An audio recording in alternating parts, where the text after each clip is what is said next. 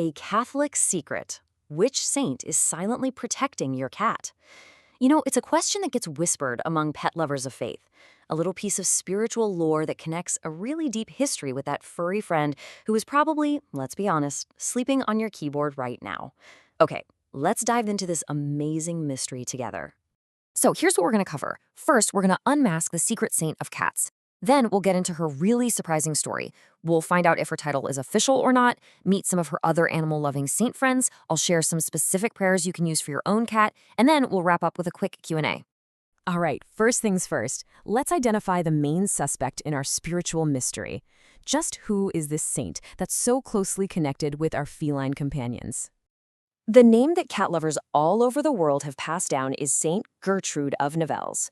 For hundreds of years, she's been the go-to intercessor for people looking for a little spiritual protection for their cats, especially when they get sick.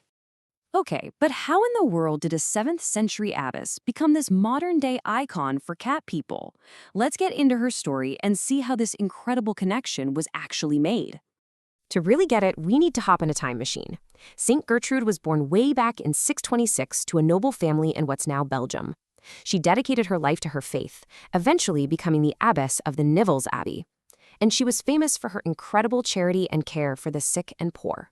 She passed away on March 17, 659, at the really young age of 33. Right. So, she was incredibly pious, incredibly charitable, but the history books don't mention anything about cats. So what does a medieval abbess really have to do with that little feline friend of yours napping in a sunbeam? And this is where it gets so fascinating, because the connection isn't direct, but it makes perfect sense. It all started back in the Middle Ages. See, people would pray to St. Gertrude for help with rodent infestations, mice and rats that were destroying their crops and spreading disease. Now think about it. Who's the #1 natural predator of rodents? Cats, of course. So cats kind of became symbolically linked to her work. And over the centuries, this connection between St. Gertrude, the chaser of rats, and cats, the hunters of rats, just grew stronger and stronger until she became their unofficial patron saint. And this is just a perfect example of how an ancient tradition can suddenly explode into modern pop culture. The year 1981, that was a huge turning point. The Metropolitan Museum of Art in New York published a catalog called Metropolitan Cats, and in it, they introduced St. Gertrude of Nivelles to a massive new audience as the patron saint of cats. That really cemented her status in the hearts of modern pet owners. So we have a name, we have a history, we even have a modern pop culture moment. But here comes the plot twist in our story. Is this title actually official? Let's ask the big question, right? Has the Catholic Church, or the Vatican, ever come out and formally declared St. Gertrude the patron saint of cats? And the answer is no. Her patronage of cats is completely 100% unofficial. There's never been a formal decree from the Vatican. And this is so important. Her title was born from the love of the people. It's a powerful tradition that grew from the ground up out of popular devotion over centuries. And in the Catholic tradition, that kind of long-standing, heartfelt devotion is absolutely a valid and accepted part of the faith. And hey, while we're clarifying things, let's clear up a really common mix-up. There are 2 very famous saints named Gertrude. Our cat saint is Gertrude of Nivelles. She's the 7th century abbess with her feast day on March 17th. She often gets confused with Saint Gertrude the Great, who is a famous 13th century German mystic and theologian. Her feast day is November 16th. So 2 completely different, totally remarkable women. Now, while St. Gertrude totally holds a special place in the hearts of cat lovers, she is not the only spiritual ally for animal lovers out there. Let's meet the rest of the saintly animal-loving squad. 2 of the biggest names you'll hear are St. Francis of Assisi. He's the patron saint of all animals and ecology, and St. Martin de Porres, who was a huge champion for the poor and actually founded one of the first known animal shelters. St. Francis of Assisi, he's probably the most famous animal lover in all of history. For him, it was simple. He saw every single creature, whether it was a bird or a wolf, as his brother or sister under God. And that's why every single year on his feast day, October 4th, churches all over the world hold Blessing of the Animal ceremonies, where pets of all kinds, including, you guessed it, many, many cats are blessed. And then you've got this incredible story about St. Martin de Porres.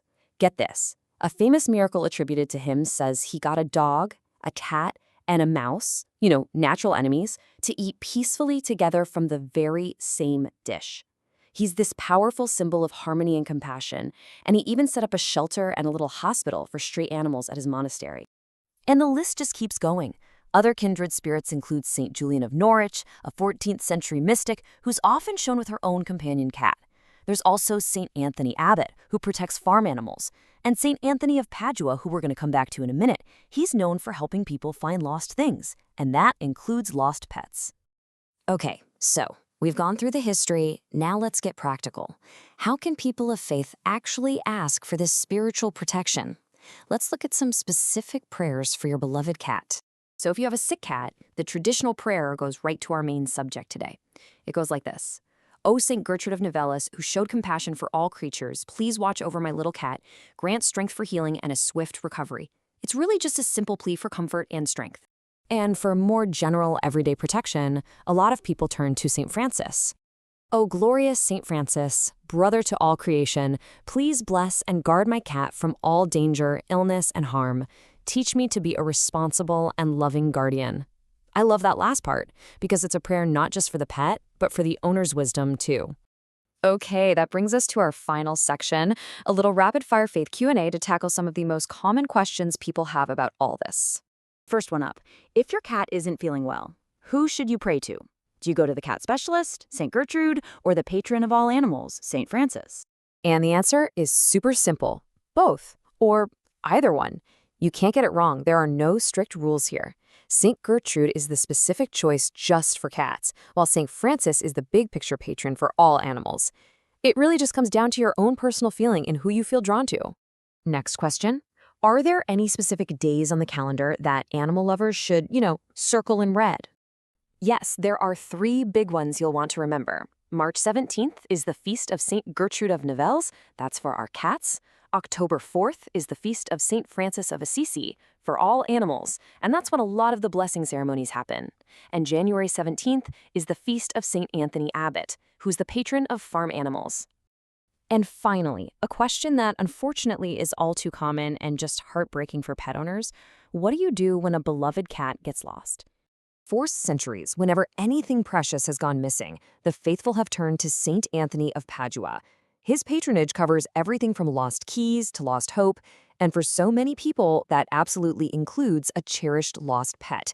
So, whether you're a person of deep faith or you're just a completely devoted cat lover, the story of St. Gertrude and her fellow animal-loving saints is such a powerful reminder. It just shows how that deep love we have for our pets is this timeless, universal bond that connects all of us across centuries. Which really just leaves us with one final thought. What has your little friend taught you about compassion?